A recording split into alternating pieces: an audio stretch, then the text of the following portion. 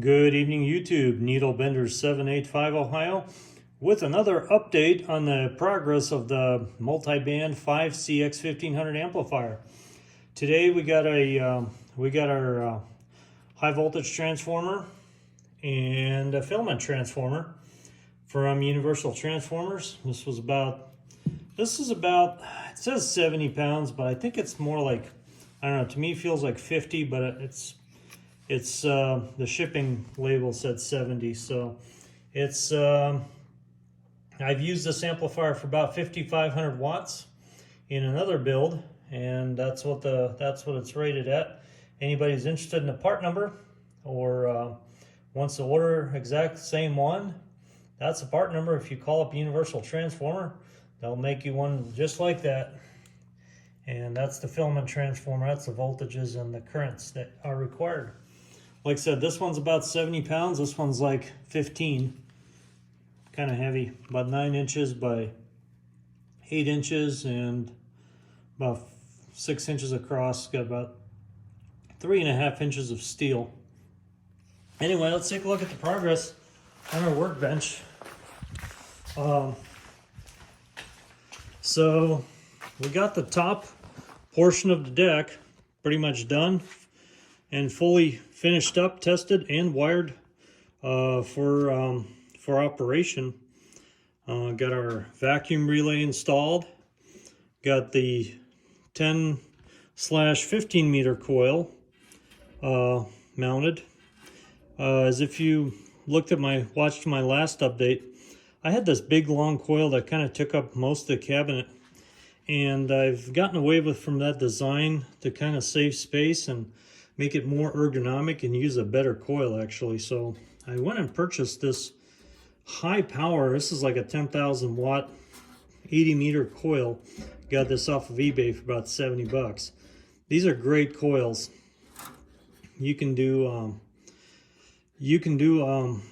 lot of things with these coils. You can make antenna tuners, but they're primarily used in the amplifier tuning circuits, because if you really think about it, this tuning circuit is basically an antenna tuner if you change the impedances.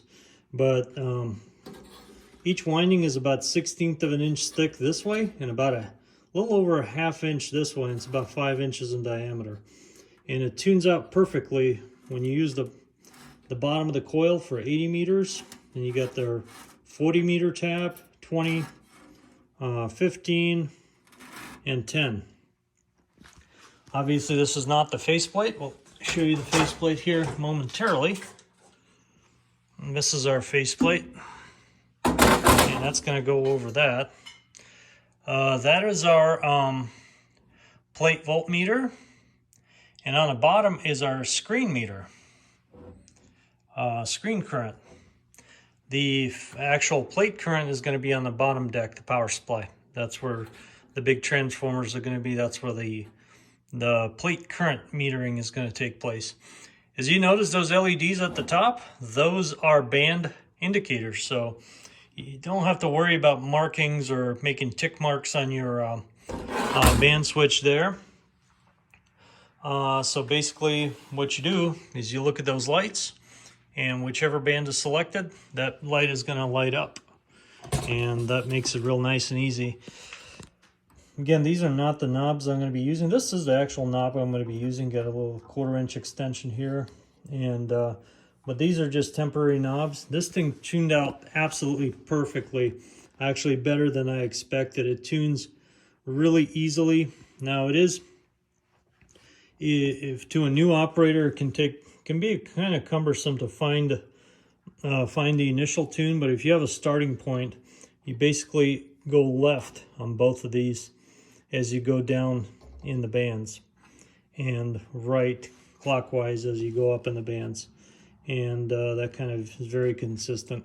I remounted this glitch choke from being vertical because another reason I went with this coil is what you want to do is you want to have an edge wound coil. That's the ideal combination with these big large ham coils, and you can find these at Hamfest, or a lot of times you can get them pretty cheap.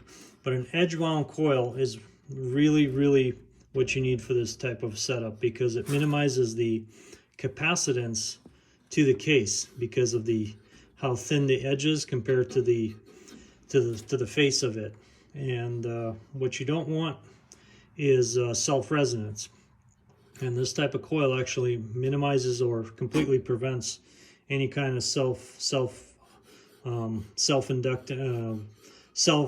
oscillation within the coil, because every coil, as you know, there's capacitance that's in play in between the windings and stuff.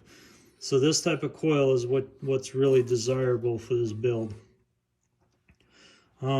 So I mounted my 15-meter coil on a different axis than the rest of the coil, and that also prevents any kind of oscillations as well.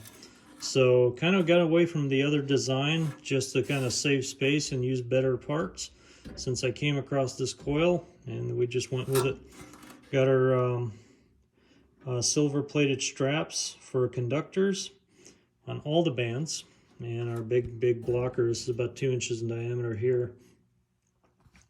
This thing tuned out fantastic, all the way from 10 all the way to 80 meters. Really good tune. Same thing with our input tune, tuned out to be really good. So just kind of want to give a progress report. We're about, I would say, 7 to 10 days from doing our initial testing on this.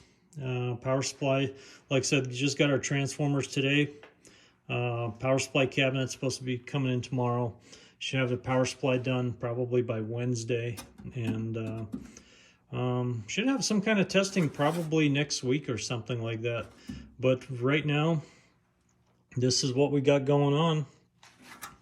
Main progress today is this faceplate, and all the top deck has been done, tuned out, and assembled. Bottom deck as well. The bottom deck just needs to be wired up. There's a lot of relays that are associated with these switches, and I haven't wired those, but everything else is looking real nice, and really this build has been really fun to do. Anyway, thanks for watching, and thanks for following the videos. 73's Needle Bender 785 Ohio. I'm back on the side.